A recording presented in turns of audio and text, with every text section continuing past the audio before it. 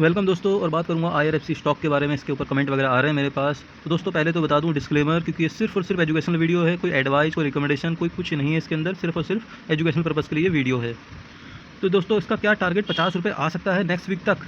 तो पूरा एनालिसिस करने वाला हूँ, वीडियो में बने रहें। दोस्तों सारी कहानी चार्ट पे आती है, चाहे कोई सी भी न्यूज़ हो, कोई से फाइनेंशियल हो, सब कुछ चार्ट के अंदर आना ही होता है। अगर आप लोग मेरे साथ जुड़े हो तो मैंने पहले भी इसके ऊपर वीडियो बनाए हुए हैं। और जब ये बाय सिग्नल देता है दोस्तों, तो जाहिर सी बात है तब हमें बाय करना चाहिए। ये इसका बॉटम है और ये बहुत लंबा कंसोलिडेशन हुआ था इस पर्टिकुलर रेंज में, 20 रुपये से लेकर 26 रुपये की रेंज में। उसके बाद इसने ब्रेकआउट दिया था।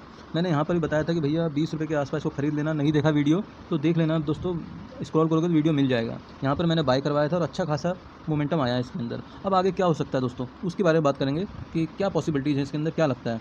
तो पहली चीज़ तो दोस्तों, एक ये रेंज के अंदर था और इसने रेंज शिफ्ट कर दिया। अब ये नई रेंज, ठीक है। तो ये स्टॉक दोस्तों एक रेंज बनाते हुए चल रहा है, आपको लॉजिक समझना है। तो यहाँ से यहाँ तक की जो रेंज थी इसने पार कर चुका है। अब इसकी नई रेंज है ये वाली, लगभग 27 रुपये से लेकर 37 रुपये की एक रेंज है इसकी। और आपको करना क्या है, 37 रुपये के आसपास एक प्रॉफिट बुकिंग एरिया है और 27 रुपये के आसपास बाइंग जोन है। जब तक ये रेंज शिफ्ट नहीं करता दोस्तों, 37 रुपये से ऊपर क्लोजिंग नहीं देता है, तब तक फर्दर बड़ी तेज़ी की उम्मीद इसके अंदर नहीं है। मेरे हिसाब से लॉजिक समझ में आ गया होगा।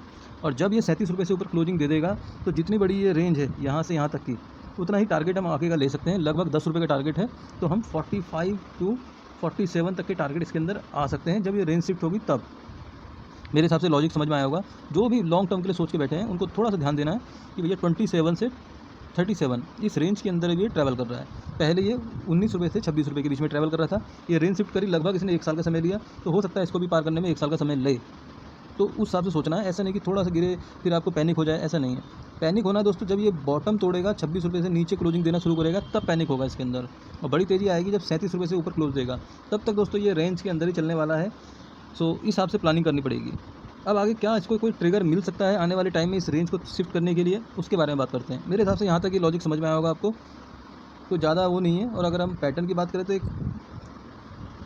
इसको हम हेड एंड शोल्डर बोल लो या कुछ भी ऐसे करके बना लो अपनी तरफ से, लेकिन जब तक ये रेंज पार नहीं करेगा दोस्तों तब तक कोई फ़ायदा नहीं है।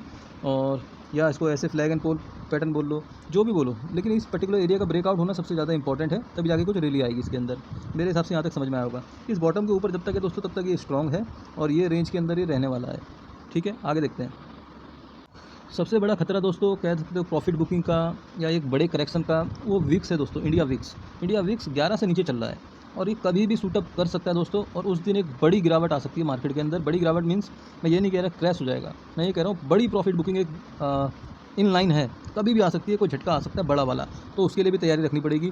ऐसा नहीं कि सारे पैसे लगा दो एक ही जगह और फिर बैठे रहो। एक बड़ा करेक्शन ड्यू है मार्केट के अंदर, आपको ये समझना है। विक्स क्योंकि 11 से नीचे है, विक्स को लगभग 14-15 के ऊपर ट्रैवल करना पड़ेगा, तब प्राइस भी बढ़ेंगे और जाहिर सी बात है फिर फ्लैक्चुएशन भी अच्छी खासी होगी। और जब तक विक्स 11 से नीचे रहेगा तब तक स्पीड नहीं आएगी मार्केट के अंदर, और बिना स्पीड के पैसे नहीं बनते हैं। तो ध्यान रखना है कि कभी भी एक बड़ा करेक्शन आ सकता है।